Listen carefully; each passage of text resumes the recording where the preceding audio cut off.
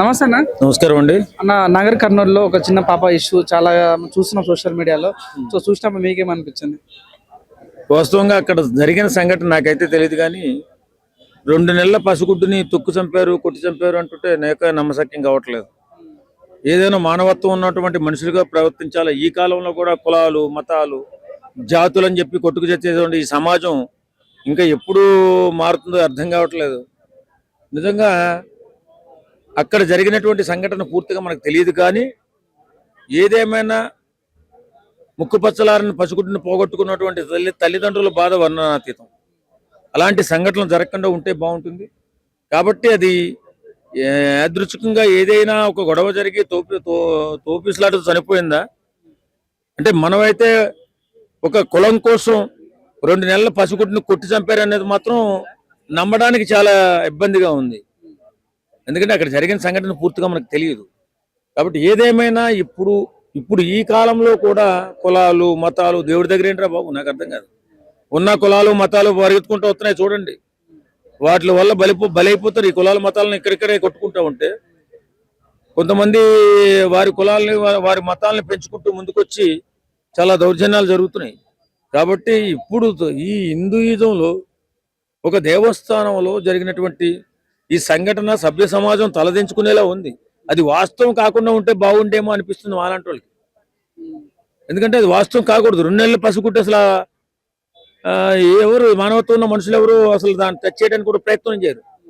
మరి ఎందుకు జరిగిందో, ఎలా జరిగిందో, ఏదేమైనా ఒక తల్లి తన కడుపు కోత మిగిల్చింది ఆ సంఘటన.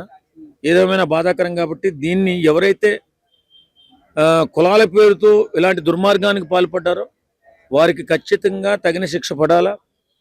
ఈ సమాజంలో ఆ శిక్షను చూసి మరొకరు ఇలాంటి కుల దురహంకారం చూపిస్తే మాత్రం ఖచ్చితంగా వారికి బుద్ధి వచ్చేలాగా ప్రభుత్వం కూడా చర్య తీసుకుని వారిని కఠినంగా శిక్షించాలని కోరుకుంటున్నాను. అంటే ఇన్ని రోజులు నేను ఏమనుకున్నా అంటే ఓన్లీ ఎస్సీలకి అవమానాలు జరుగుతున్నాయి కావచ్చు అనుకున్నాం, కానీ ఇవాళ దేశం మొత్తంలో చూసుకుంటే 70% ఉన్నటువంటి బీసీలకు కూడా ఈ విధంగా కుల వ్యవస్థ గురించి ఇట్లా రానివ్వకుండా అంటే ఇది చాలా అంటే చాలా బాధాకరమైన విషయం. బీసీలారా ఇప్పటికైనా మేల్కోవాలి.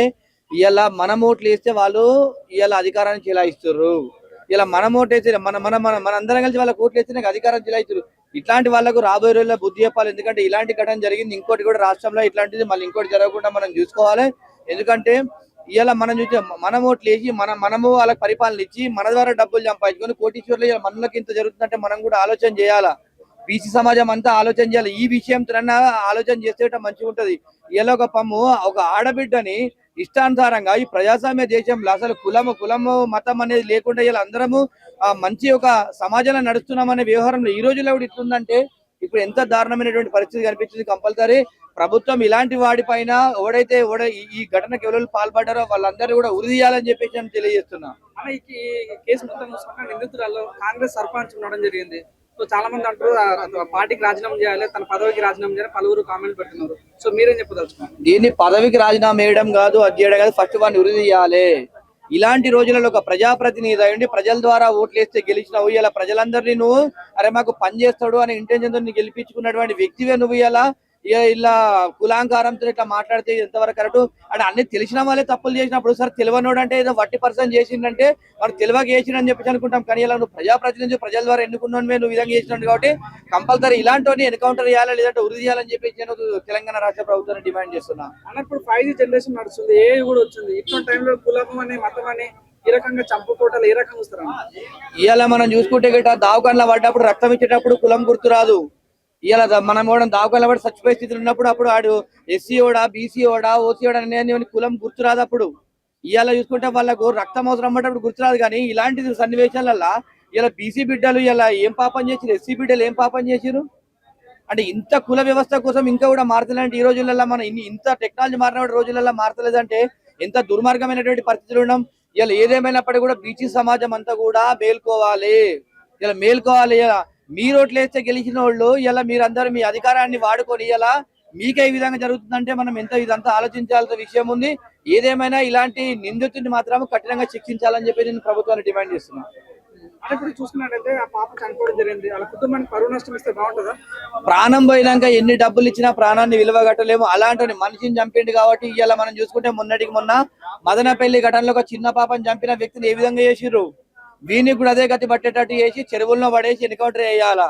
ఆ విధంగా చేసి ఇంకొకరు కూడా చేయడానికి భయపడతారు. ఎందుకంటే నువ్వు అన్ని తెలిసిన నువ్వు తప్పు చేసినాక ఇక తెలియని పరిస్థితి ఏంది అంటే ఇంత దారుణమైనటువంటి పరిస్థితి కాబట్టి కంపల్సరీ వీడిని శిక్షించాలి, వీళ్ళని ఎన్కౌంటర్ చేయాలని చెప్పేసి నేను తెలియజేస్తున్నా. అంటే ఇప్పుడు సోషల్ మీడియాలో కోతి ఇష్యూ నడుస్తుంది, తల్లికి దూరం అయిందని స్టేజ్ లో ఈ జనాలు ఈ ఇష్యూ గురించి ఎందుకు మర్చిపోతారు?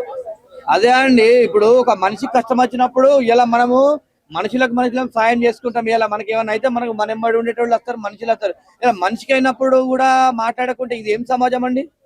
అంటే ఇంత వ్యవహారమా, ఇంత దుర్మార్గమైనటువంటి వ్యవహారం నడుస్తుంది కాబట్టి కంపల్సరీ అందరు మేలుకోవాలి, ఇలాంటి శిక్షించాలని చెప్పేసి నేను డిమాండ్ చేస్తున్నా.